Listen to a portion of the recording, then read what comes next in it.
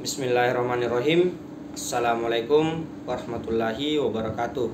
Salam, Om Swastiastu, Namo Buddhaya, salam kebajikan. Salam sejahtera bagi kita semua.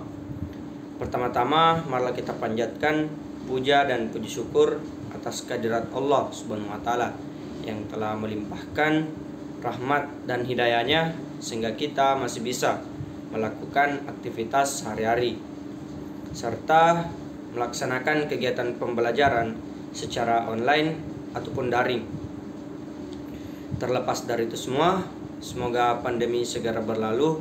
Semoga kita bisa secepatnya dipertemukan kembali di kampus kita yang tercinta. Amin ya robbal alamin.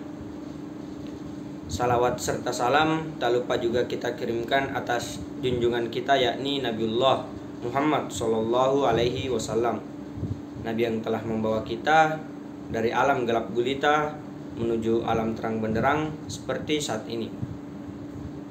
Sebelum saya melanjutkan untuk memaparkan ataupun mempresentasikan hasil kerja saya pada mata kuliah Psikologi Penjas dengan materi komunikasi dalam olahraga, izinkan saya terlebih dahulu untuk memperkenalkan diri.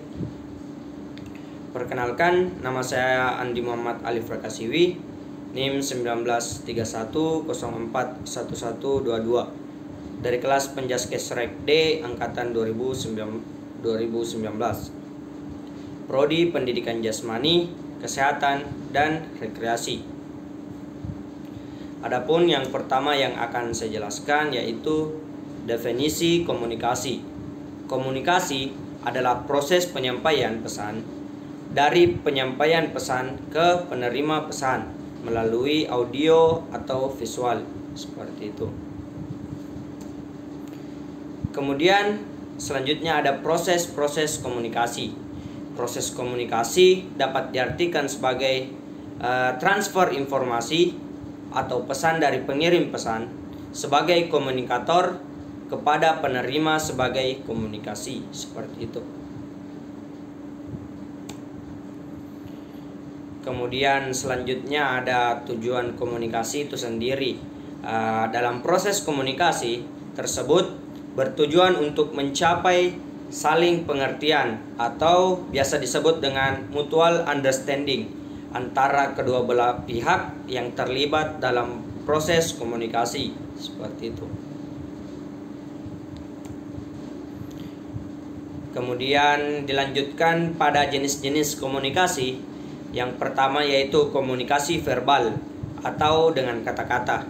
Komunikasi verbal harus disampaikan secara jelas agar bisa atau dapat diterima dan diinterpretasikan dengan benar.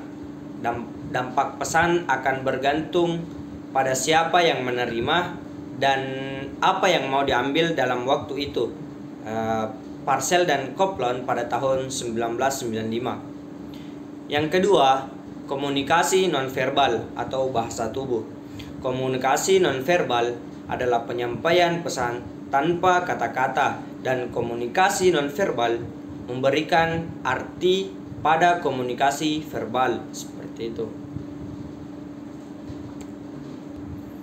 Kemudian bentuk-bentuk komunikasi dibagi menjadi 3 bagian. Yang pertama yaitu komunikasi berdasarkan bentuknya.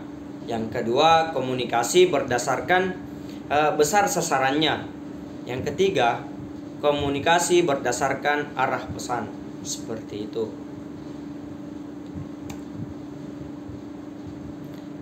Lalu ada cara mengirim pesan dan menerima pesan yang efektif. Yang pertama, pesan verbal. Pesan verbal harus dikirim dengan jelas dan diterima dan diinterpretasikan secara tepat. Dampak dari pesan akan bergantung pada orang yang menerimanya dan yang diinginkan pada waktu itu. Yang kedua ada pesan non-verbal. Pesan non-verbal kurang memungkinkan dalam kontrol bawah sadar dan oleh karena itu lebih sulit disembunyikan daripada pesan verbal, seperti itu.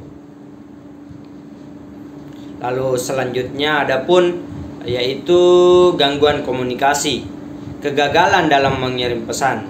Pengirim dapat mengirim pesan dengan kurang baik karena pesannya sedikit membingungkan